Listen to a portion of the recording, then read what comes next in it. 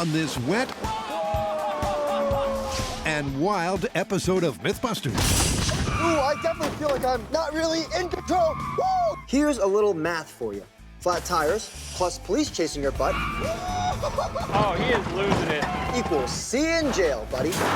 According to the murmurings of the criminal underworld, you can defeat a spike strip. So we're gonna try a couple of DIY methods for toughening up our tires, That's not a sexy ride at all. as well as an outrageous driving maneuver right out of a hyped-up Hollywood heist. And Brian and John meet up with a couple of old pals from the search to power up a super fountain. We're testing the myth that an old man in an inner tube, yeah, I think he had a little bit too much to drink this time, accidentally floats his way over a fountain and gets shot up into the air, being suspended by the water. Come on! Come on! Come on! Come on! Woo!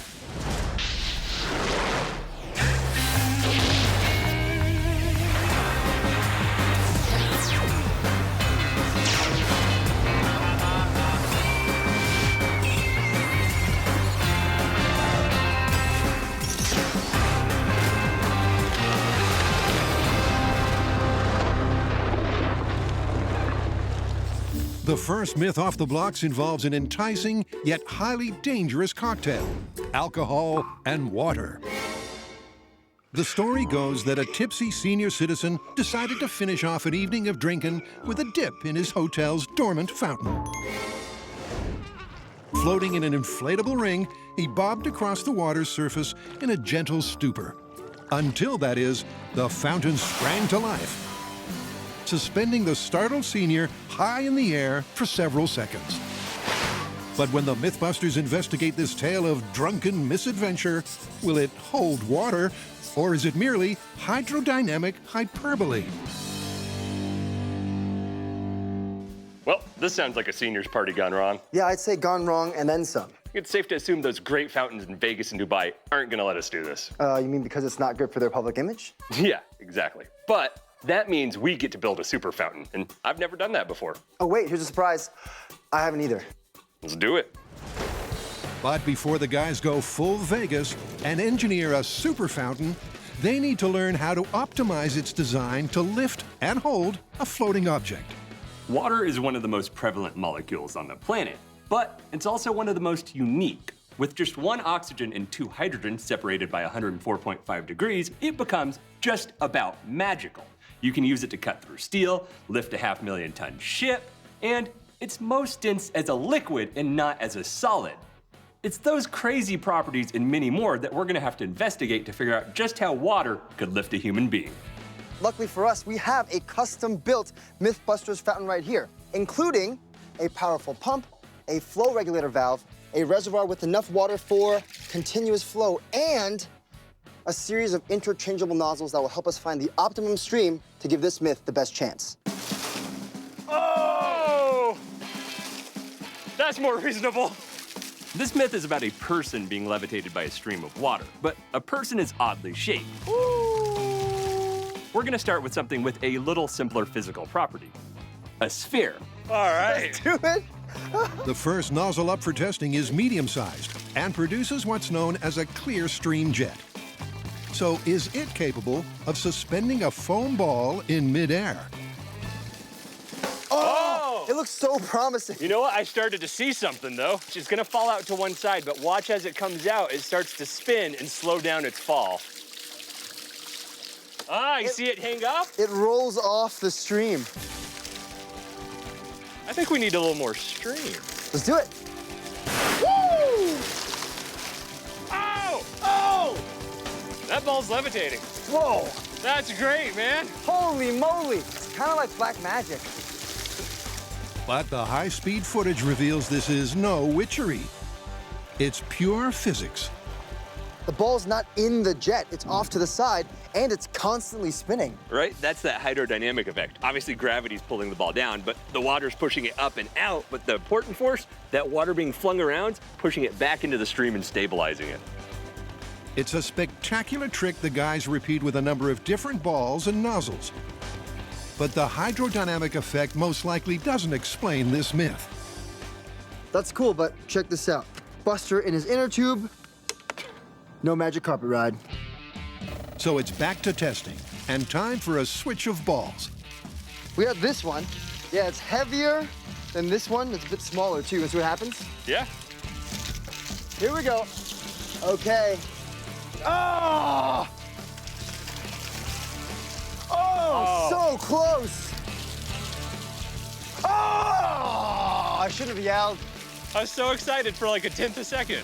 The jet is just too turbulent, and because some sections of the water column are moving faster than others, the internal differences in pressure this creates throws the ball out every time. I think a smaller nozzle is going to pull a little trick here that we need. Brian's backing a small clear stream nozzle to produce a less turbulent jet, in which the water is moving at a more uniform speed, with less destabilizing variance in internal pressure. Give her a shot. Oh, come on. Ooh, look at that. That's beautiful, and I think that means these nozzles are important. In fact, several nozzle types, which produce a more stable, less turbulent jet, also steadily suspend weightier rubber balls. There you have it. This is a different physics principle than we saw last time. Yeah? And a comparison with the hydrodynamic effect reveals why these differing physics could be crucial to solving this myth. That's the hydrodynamic effect, and that's the Bernoulli effect. It almost doesn't look like the ball's moving. It's just water moving up and around it. The Bernoulli effect's, it's like cupped hands. That top of that stream holds the ball in the center, and if it's pushed off to the side, there's actually extra force from that movement and less force on the other side because the ball's moved over, making that ball want to shift back into the center, holding it steady. And that Bernoulli force is exactly what we want to take advantage of. But before Mini Buster gets a ride in the jet flow, let's swerve over to a myth about fleeing the 5-0. They're every getaway driver's nightmare, road spikes. Yet some felons claim to have beaten a blowout and the best efforts of the boys in blue. Their secret? DIY toughened tires. But when the MythBusters investigate, will these criminal claims hold firm or hit the skids? This is John Lung reporting live for MythBusters News at what appears to be a horrific accident involving an overturned tanker trailer just a quarter-mile outside of Hazmat City. Actually, this is John Lung reporting for MythBusters at Del Val Disaster Training Facility, where firefighters train every day for real-life disasters just like this. And it's the perfect place for us to have our own little disaster involving some spike strips.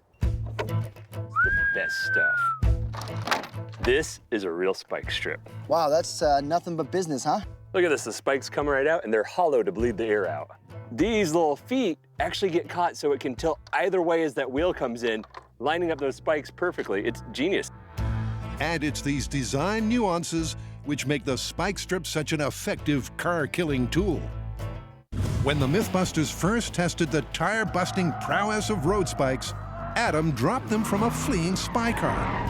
There we go. But they failed to stop Jamie's hot pursuit. Okay, we got ya. Bang, bang, bang, bang, bang.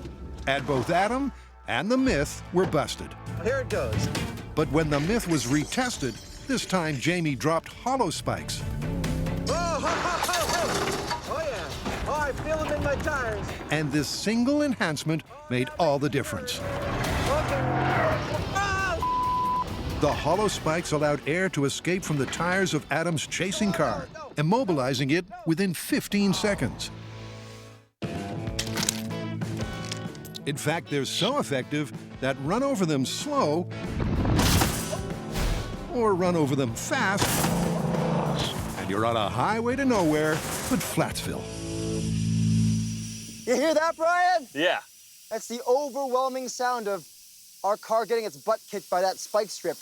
Those spikes, they're hollow so that they're like a soda straw. That way, a small sip of air can come out and you don't have a boom, uncontrolled blowout. You have a nice, steady, slow stop. That's pretty neat. Unsurprisingly, when it comes to beating the spike strip, air-filled tires proved a real letdown. But there's no need to feel deflated. When the MythBusters return, If you can raise a house with it, you could probably spike-proof a tire. They'll toughen up a set of tires with AB foam It's time to roll out the welcome mat. and then run this roadblock for real. And in the myth of the Geezer Geyser, Look at that! the fun continues at a pool party with old pals. Definitely enough force. Push and hold Buster up. You think?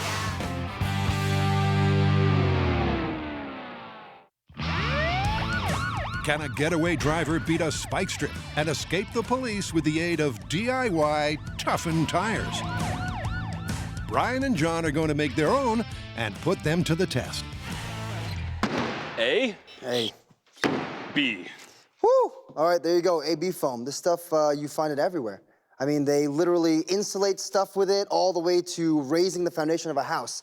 And you figure if you can raise a house with it, you could probably spike-proof a tire. Ready? Yeah. All right, you stand back, buddy. Should I cover your beard with my hand or something? It protects itself. Oh! There we go. All right. And this one. I'd say that's full. Don't get in the crossfire. How's my beard? It's doing pretty good. Once the foam is cured, the guys snap off the excess, weld up the fill holes, and their DIY toughened tires are done. All right, road spike simulation test in 3, 2, 1. Oh, snap! So that penetrated pretty easily, but that's not broken up around there. In fact, yeah, not a problem, right? Yeah. So that's my question. If these spikes go in, the only thing you have to worry about is forces from the side tearing it up. And I'm impressed. This might actually work. But is AB foam a spike buster? Time for the rubber to meet the road. There's 2 driving components to every heist. Getting to your heist, getting away from your heist. We're gonna put our modified tires through both those tests.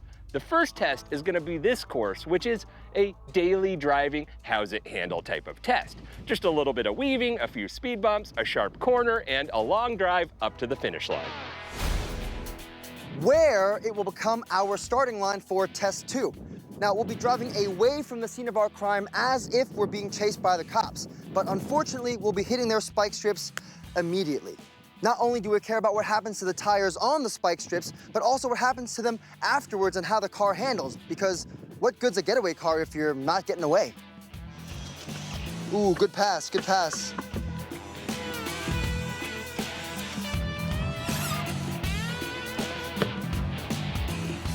It's good to go. These foam-filled tires aren't much heavier than the air-filled tires, which is good for handling. But the bonus is with the extra rigid foam inside, when they roll over the spikes and all the air falls out, it should still be good. AB foam handling test in 3, 2, 1. Oh, it's a little road construction. Oh, what's that, some potholes? Oh, I hate these potholes. Oh, gosh, yeah. Overall, though, I mean, that's really smooth drive. And he's back. So on the leisurely drive to the heist, the AB foam-filled tires performed well. It's time to roll out the welcome mat. But how will they fare on a high-speed getaway? Ooh, look at that peel off. And, ooh, I can hear the air leaving those tires. What a satisfying sound. Oh, oh, snap. Oh. I don't know how much control he really has left because it looks like he just barreled through all that stuff. Oh, good Lord. All right, here it comes. Well, look at that. The front one's running a little flat, but the back two seem like they're doing fine. But the sound on that turn suggests otherwise. Oh, goodness. Woo-wee! The high-speed footage shows the AB foam tires seem to stand up pretty well to the spike strip. Can you hear that, Brian? It's the sound of us going to prison. But with no air left in the tires, the foam takes the full brunt of the speed bumps, begins to disintegrate, and by the second lap, Brian's driving on 4 flats. I mean, I'm watching you make those turns and stuff, and you're losing more and more control every time you make a lap. Yeah. Kind of nuts. That's exactly it. I was like, I think I could probably make 1 more lap, but I couldn't make 2 more laps. And an autopsy of one of the tires reveals exactly why Brian's getaway hit a dead end. Ooh, this looks like some speed bump damage. Yeah, I think that's what I felt. Well, there's your problem. Yeah, this, even if it didn't crumble, still not enough structure to go that far, but you could have driven on that. You can't drive on that. So the AB foam tires gets an EF grade as MythBusters. Epic fail. Time for a new set of tires. The guys have settled on a heavyweight option. Do you want to start mixing concrete while I drill holes in this tire? Yeah, that sounds good. But will concrete-filled tires deal a knockout blow to the spike strips and make for a clean getaway? Each one of these concrete-filled tires is 185 pounds more than a tire just filled with air. Now, to put that into perspective, I'm 185 pounds, so that means before anyone even gets in the car to drive it, there's already 4 of me sitting on the car. Now, I have no doubts these things will survive those spike strips, but I feel like they'll totally just shear off the threads that hold them onto the car itself and roll away. I mean, if I don't get away from the cops, I'm sure these tires will. Momentum! Oh, yeah! Whoop.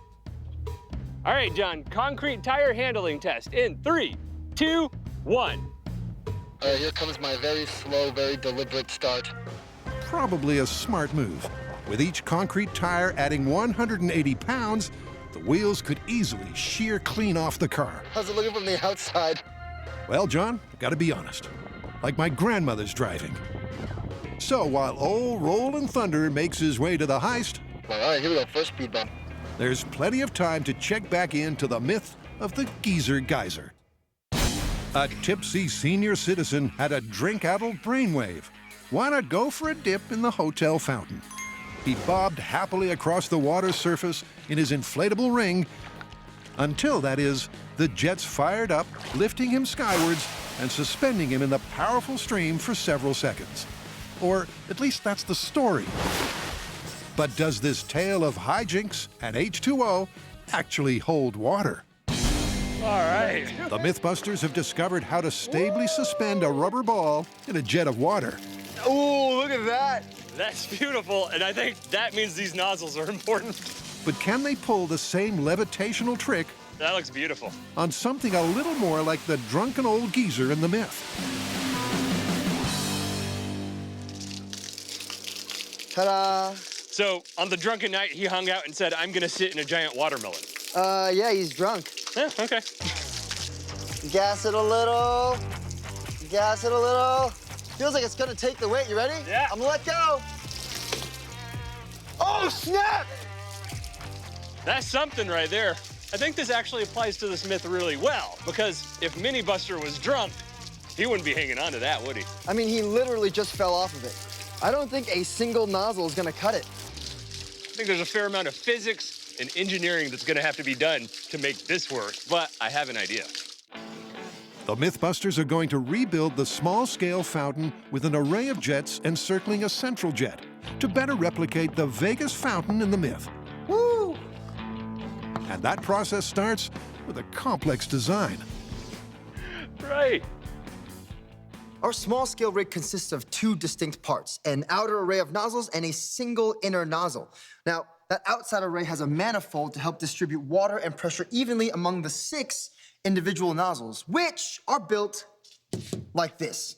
Hose, reducer, PVC pipe, and the most important part, the flow straightener to make sure we get the most laminar flow out the top. Now, the inside nozzle is the same thing as that, except it has its own pump and its own flow control valve so that we can regulate the outside and the inside pressure differently. You know, usually some ideas look easier on paper. This is not one of them. Let's go build this thing. Let's do it. All right.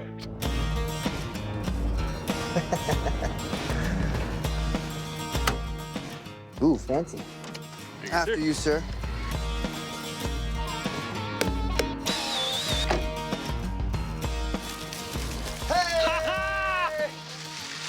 this looks good. Let's shut it down, tighten those down, and try to float Buster. Coming up, the guys get some expert help from old pals I just like hugging it. to upsize their small-scale fountain to Vegas proportions. And Okay, here we go. it's concrete tires versus spike strip. But will this heavyweight duel Spike strips engage! end in a knockout or a blowout? Oh, yes!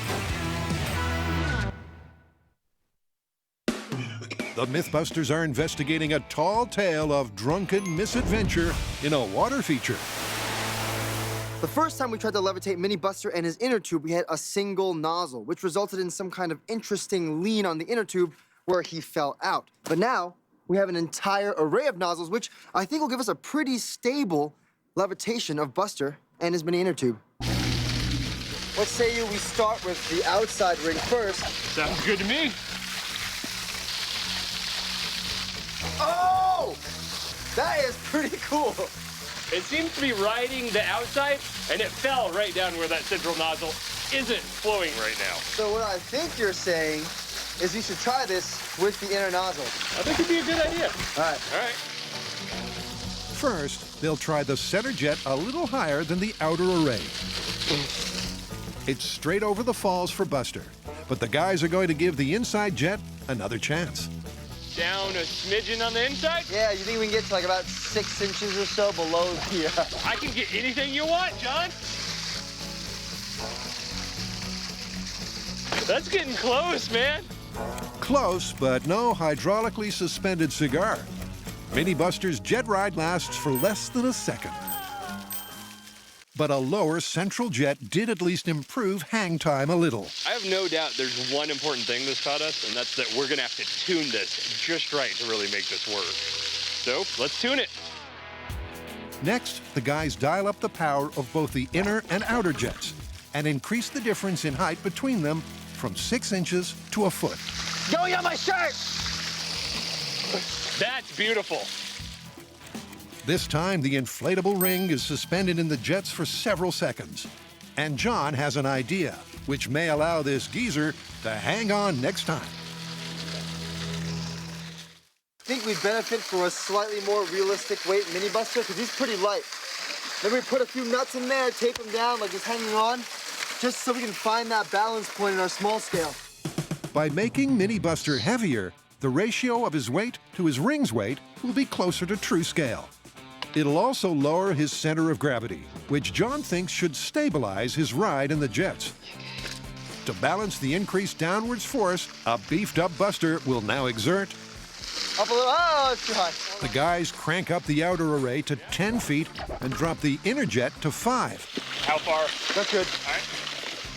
So will this watery configuration result in levitation? Buster into a 10-foot tall outer array with half-height inner array in 3, 2, 1.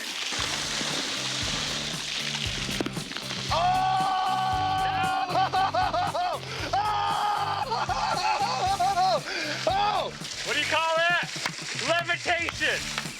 It's a pretty turbulent jet ride for the little guy, but he clings on to his ring for the duration. And clocking a total flight time of 7 seconds, this small-scale test suggests there may yet be some truth to the myth. Holy moly! Right, so I think there's only one question now.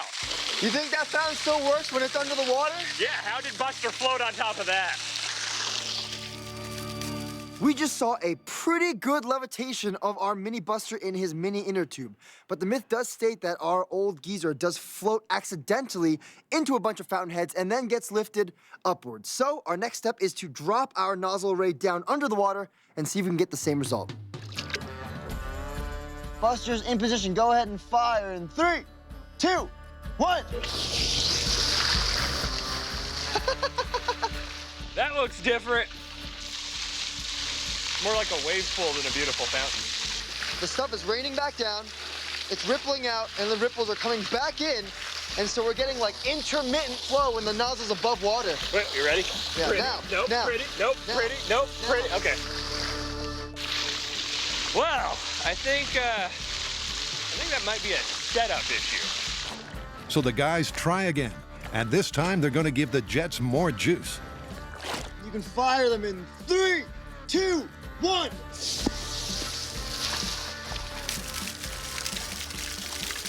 All right, so despite that effect of whatever's going on here, for a moment until he starts getting wish-washed around by all this, it's kind of working. Yeah, I mean, he floated in there, got shot up, and he lasted just long enough for those waves to come crashing back, destroying his laminar flow, sending him back into the pool. So, problem? I think we should try this in a bigger pool so that there's less splash, and then we can try it with full-size nozzles. Texas-sized fountain? I like that. Well, if it's a Texas-sized fountain, we should probably get a Texas-sized crew. Ooh, Tamara and Alan? I like the way you think. Go give him a call. Still to come, Brian and John hit the road with old friends to find a full-size pool and give their small-scale fountain a Texas-sized upgrade. And John's in for a wild ride as he attempts to beat a spike strip Oh, he is losing it, yep. and make a clean getaway. Woo! Save the camera, you're welcome!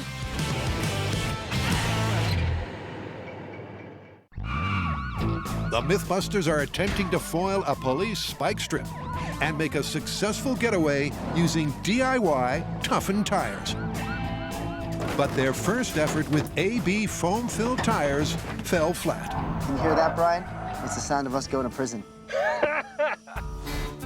Now the guys have switched to concrete-filled tires, adding 740 pounds to the weight of the car. But while the going is slow on the way to the MythBusters' imaginary heist, the weighty wheels are handling well. The tires are awfully stiff, but the suspension's doing its job. It doesn't look too bad. A little rumble towards the end when I picked up speed, but other than that, it drives fine. You want to turn around and go for the gold? You know I do. Time for a sharp exit from the scene of the crime. So will the concrete tires survive the spikes and a speedy getaway? Spike strips engage! Oh! I mean, I heard something, but I ain't stopping. Oh yeah, here we go. Ooh, I definitely feel like I'm not really in control. Oh, save the camera, you're welcome. You're welcome. Oh, oh, oh. Going around for another lap. Oh, across that spike strip again. Woo! Oh, he is losing it. Yep. Oh, that's not a sexy ride at all. It's getting pretty crazy. Maybe this is gonna be my last lap. Copy that, John. Here we go. Oh, still good, camera. And here we go. Ah!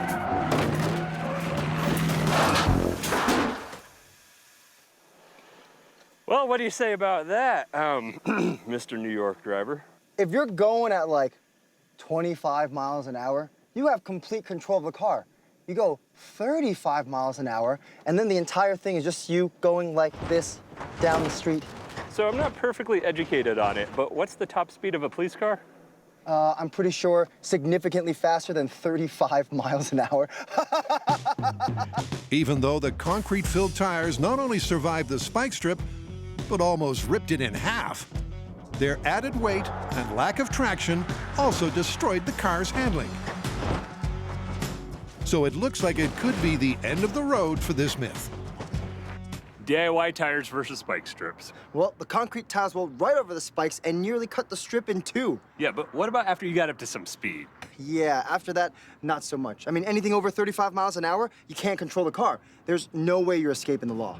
Then there's the AB foam-filled tires. Once the spikes did their work and there's no air left in the tires, it couldn't get over the obstacles. Yep, destroyed by the weight of the car and the bumps in the road in under a minute. So, concrete tires, busted. And AB foam-filled tires, busted. But the MythBusters haven't given up on getting away just yet. Coming up, a second spike-busting myth. Can a Hollywood skid skip the strip? But now, it's back to the myth of the Geezer Geyser and HQ, where Brian and John have enlisted the help of old pals from the search, Tamara Robertson and Alan Padd. So, Geezer Geyser, next ups? So we've done the small scale. We tried one nozzle, an array of nozzles. But what we got to was the point where our small pool was causing waves to crash back over the nozzle, interrupting that stream. Sounds like we need a bigger pool. Luckily, we have one. Yeah, but before we get to that bigger pool, we have to build all of this. What is this? Well, we got arrays, outer and inner, manifolds, and scaffolding that lets us adjust everything so we can try to float Buster all the way up. Oh, you want to build the scaffold? Ooh, yeah! So plumbing? Yeah, sounds good. Okay.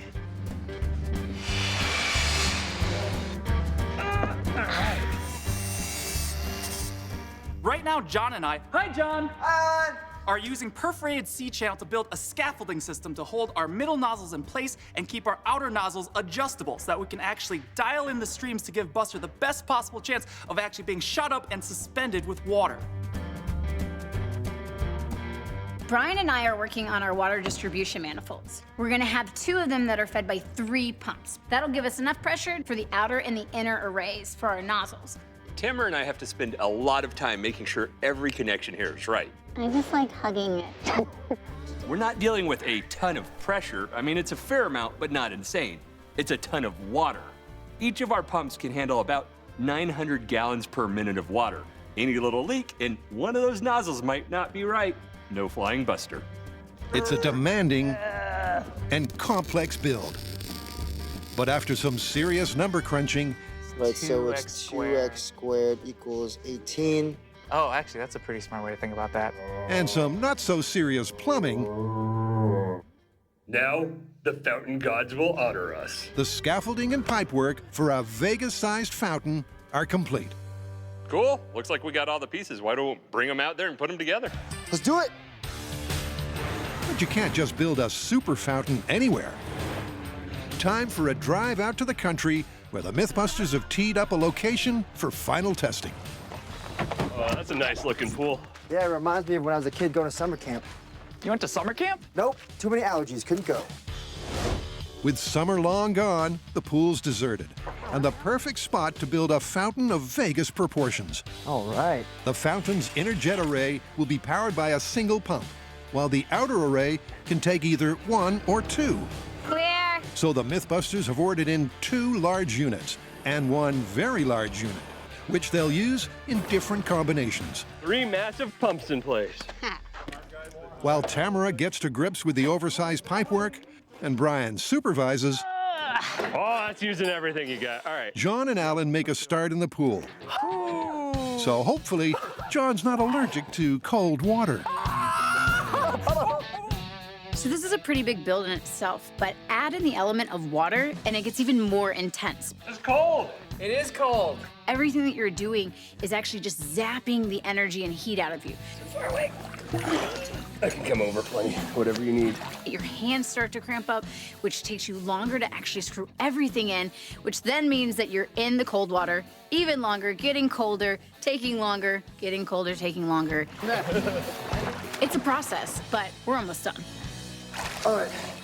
Oh, that last hose is attached. Ready to test the center manifold? Yeah, before we hook the rest of it up and see if it all explodes apart. Let's do it. Okay, let's go. Ah! I can't feel my foot. Is that bad? Yeah. Brian and John developed the fountain's design during small-scale testing to provide the best shot at levitating Buster and his ring.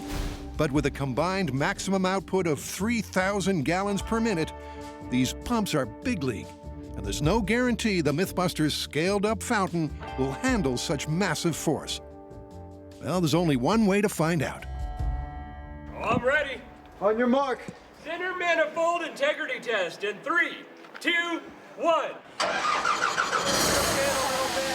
First, Brian will fire the inner array hooked up to one of the large pumps.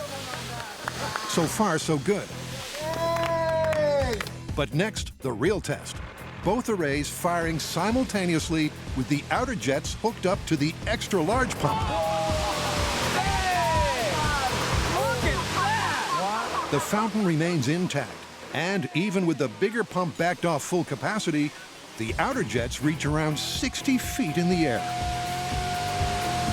Definitely enough force to push and hold Buster up. You think? And coming up next, Go, go, go, go, go, go, go!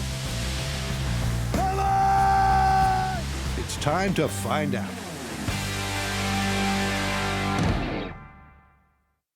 The MythBusters have put their super fountain to the test, and the response was gushing. But are its powerful jets capable of suspending a drunken old guy in an inflatable ring, as claimed in the myth? According to this myth, this geyser has to float exactly on top of a fountain right when it goes off. To make sure that happens, me and John and Tamara are going to be guiding the float with these lines. But for initial testing, there'll be no Buster, just his inflatable ring. And the MythBusters will start small, firing only the outer jets powered by one of the large pumps. In 3, 2, 1. All right, let it go. Go, go, go, go, go. Come on, baby! But even with the large pump at close to full power, the outer jets fail to lift the inflatable ring. What if we trapped it with the outer like that and then actually use the center to start raising it? So use both sets of pumps. Yep, so I'll bring up the power on the outer array too to lock it well in. Copy that. All right, let's do it. All right, let go. Come on. Oh! The inner jets did provide extra lift, but not the sustained, stable suspension described in the myth. Do you think the weight of Buster would help? Let's throw Buster in there. In earlier phases of testing, a realistic scale-weight mini Buster with a lower center of gravity was critical to successful levitation. So could the addition of this guy make all the difference? This guy's got to get that partying under control. Yeah, I think he had a little bit too much to drink this time. And what better way to sober up than with a relaxing float in a super fountain? After a bunch of preliminary tests to hone in everything, I think we're ready to go full scale. That means both array of nozzles, full-size inner tube, and full-size Buster. I think he's gonna go pretty high up since we got that good stabilizing outer ring and a pretty powerful inner array. Well, there's only one way to find out. Hit the jets, Tex.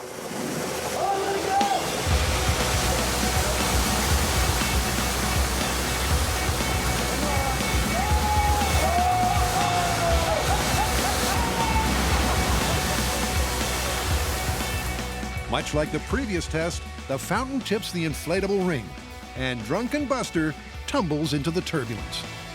We came up pretty high on that outside nozzle array and almost all the way on the inside one just to get that to happen. Yeah. I think we need to go back to that bigger pump on that outside nozzle array. Whew, all right, let's get set up. All right. All right, Tamara, get out of there. Let go. With the extra large pump hooked up to the outer jets, they kick out a whole lot more juice. But will they hold Buster steady enough for the inner jets to lift him? Oh! That's everything we got on the outer array right now. And still no fountain flight for Buster. John has a theory why.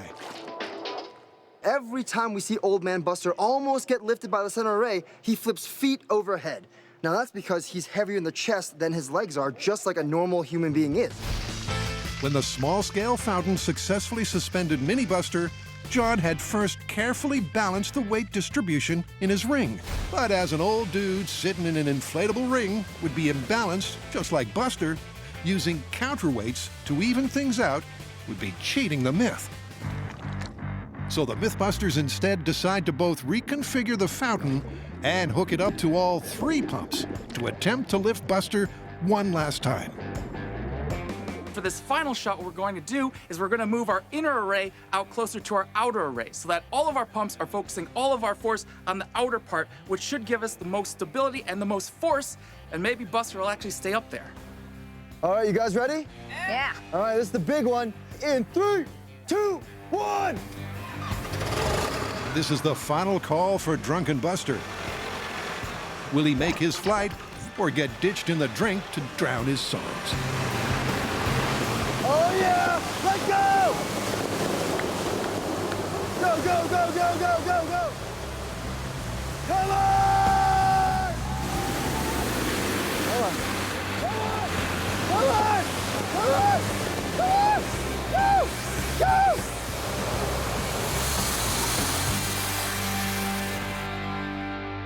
I think we maxed out. That didn't work at all. No, it didn't. Look at all the stuff we did for this full-scale test today. We just fired the outer array. Come on, baby! We fired both arrays together. We used all the pumps. Even arranged the inner nozzles outside to create some super ring of nozzles. And it still didn't work. We definitely mastered caging Buster, but levitation not so much. Yeah, even when we saw Buster start to lift a little above the surface of the water, he would just flip over like a pancake. I gotta say, this is busted. Busted. Agreed. Still to come. Brian, you ready? I was born ready. Get ready for spike-busting myth number 2, the Hollywood Power Slide.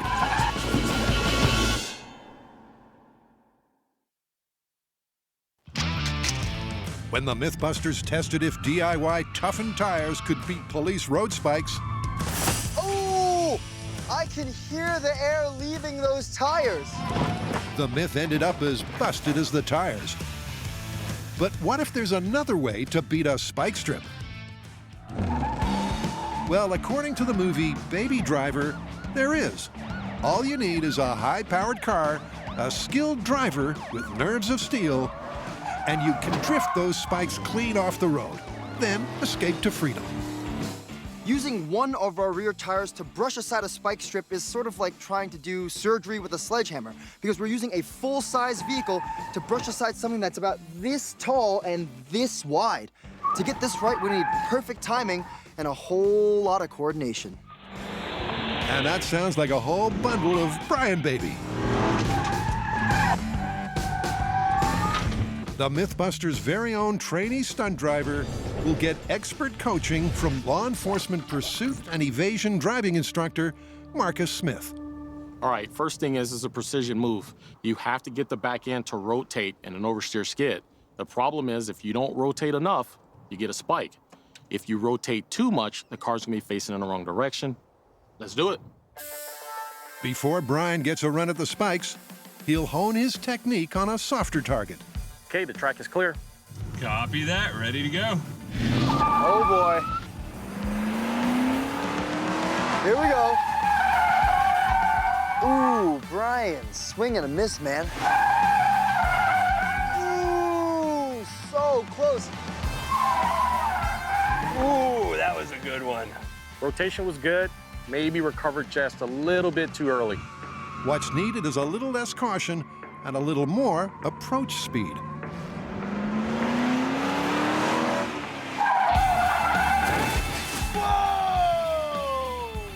Nice. Not to mix my sports metaphors, but bullseye!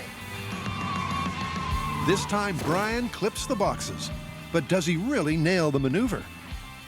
Perfect placement. I feel like, though, there's not quite enough rotation, but tire placement was spot on.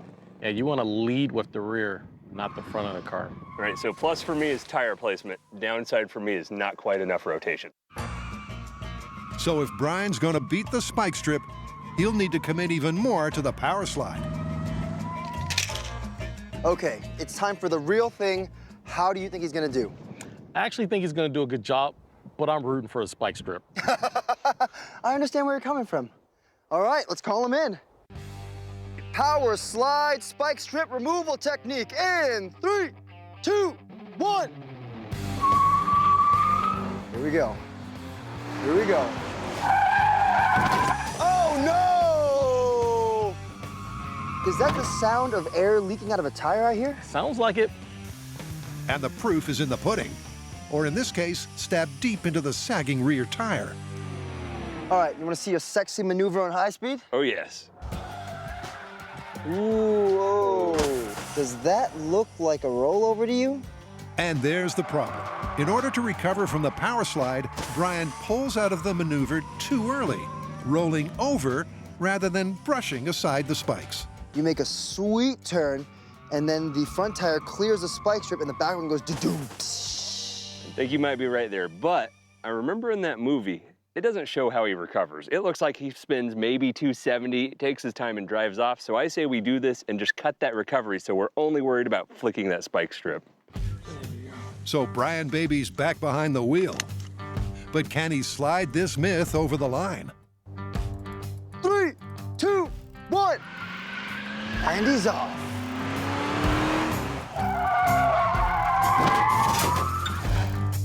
Don't move your car, Brian. Yeah, I can't speed the spike strip, so I thought I'd just hang out here. Amazingly, all the tires survive intact, but the spike strips wrapped around both back wheels, immobilizing the car. So what went wrong? Oh, that's sideways. Brian nails the maneuver, sliding the sidewall of his rear tire into the strip, but he still fails to beat the spikes. Yeah, you're hitting real nice sideways, but you hit it right in the middle of the strip. So, Folded it around. exactly, which makes your getaway a little bit difficult, I'm gonna say. Yeah, I don't think I could have gone anywhere, but there's a chance I think if I hit it closer to the edge, that'd go differently, huh? Yeah, good thing you didn't pop any of those tires. You wanna hop back in and give it another go? No.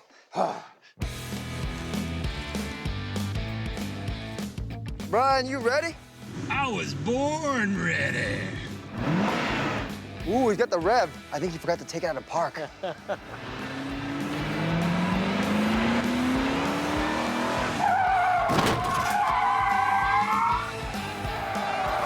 Nice. That's not good for this myth. No, sir, it is not. Even though Brian slides in perfectly sideways and hits the very end of the strip, just like in Baby Driver, multiple spikes bite into the tire. I think they caught you, man. Yeah, I was a little scared to keep going. It's weird. It's like these spike strips were designed to stop cars no matter what they did. As though years of engineering and rehearsal and trial and error have caused this to work so well.